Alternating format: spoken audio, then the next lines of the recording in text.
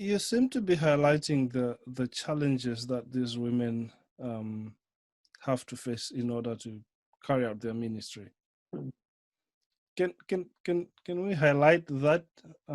Is there anything that you'd want to highlight in the challenges that women face in their ministries?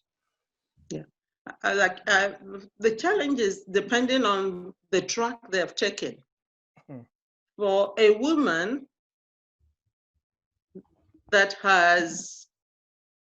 is walking alongside her husband, and they're both pioneering, I think the greatest challenge is finding their own voice in that type of ministry.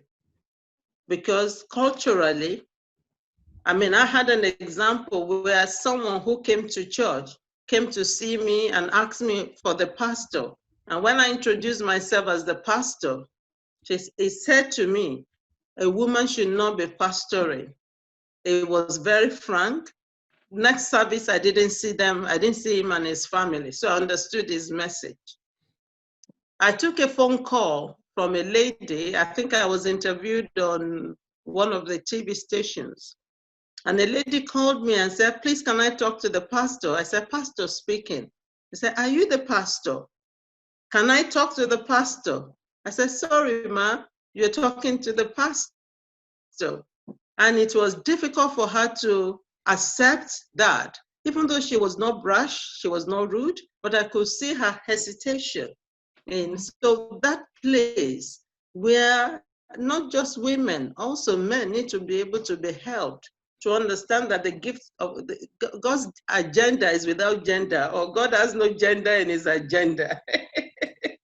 And so that we can take the gifts where God has put the gifts. So I think that's the first one. But I would like to think that more women are overcoming that hurdle now.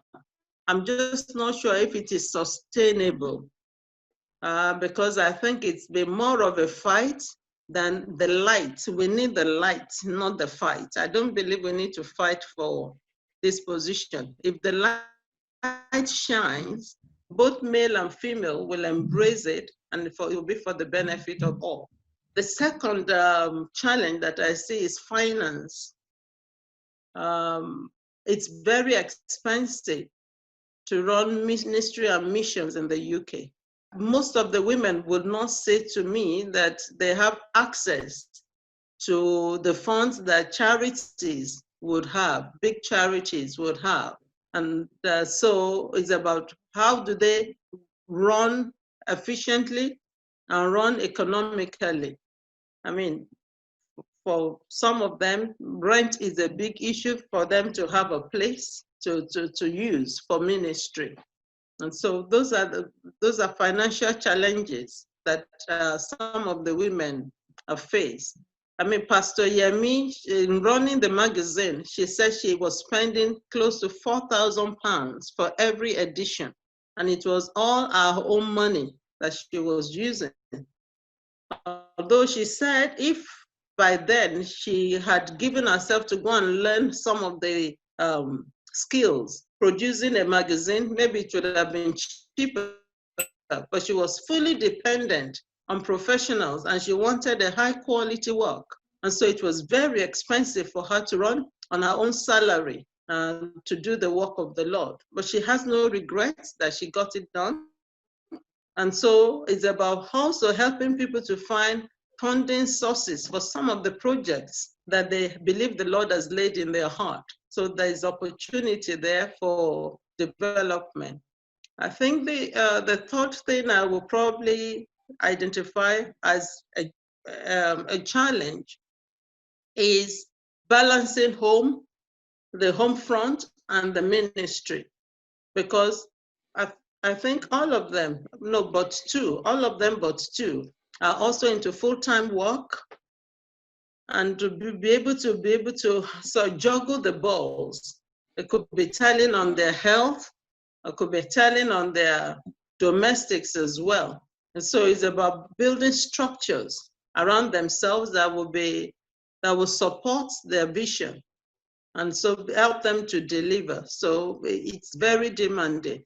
I mean, back home, if we look at the Nigerian that we know, you have all sorts of support in helping you. But Pastor Toyin, she said their children were probably less than 3 years when she started ministry with her husband, and managing that, raising 3 children within a newly married couple, and having to balance that. She was in full-time work, and sometimes there'll be no one to sing. She will be the one to come and sing, her children playing instruments, and just pulling the family together. That was something. And I think one or two also talked about creating boundaries between family and ministry. The fund was necessary, so that it's not everything. The family is not fully absorbed into ministry, because I think there was the opinion that children feel that they are dragged too early into something they don't fully understand. Just come and play the drums, you play the keyboard. And sometimes the children just revolt and say, look, this is not really my own choice. It's been forced on me. And so that was another issue that needed to be reviewed, about how we get our family into it and ease them in, so that they have a voice as well. They don't just feel it's a duty or a chore, but that it's also a calling. They feel that they are part of it.